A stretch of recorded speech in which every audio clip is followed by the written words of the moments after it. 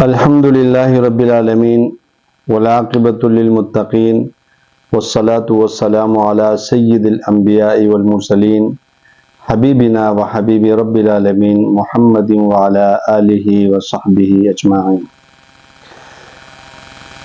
معزز ناظرین کرام، السلام علیکم ورحمۃ اللہ وبرکاتہ۔ میں ہوں مولانا قاری احسان اللہ وقاص اور آپ دیکھ رہے ہیں روحانی گائیڈنس چینل۔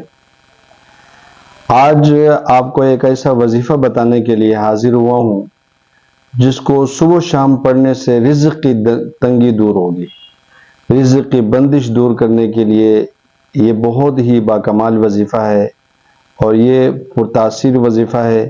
یہ ایک ایسا بابرکت وظیفہ ہے، اللہ تعالیٰ اس کلمے کی برکت سے تمام مخلوقات کو رزق عطا فرما دیتے ہیں۔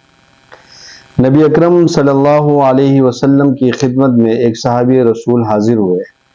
فرمایا، یا رسول اللہ صلی اللہ علیہ وسلم، دنیا نے مجھ سے پیٹھ پھیر لی ہے۔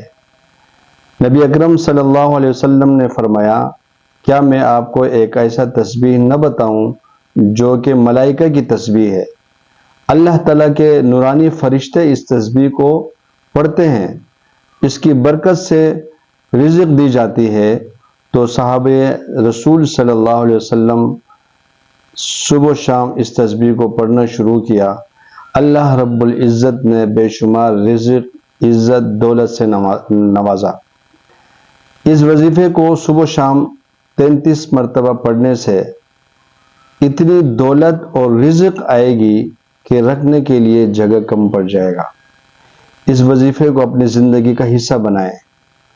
وہ وظیفہ یہ ہے، سبحان اللہ و بحمدہ سبحان اللہ العظیم و بحمدہ استغفر اللہ۔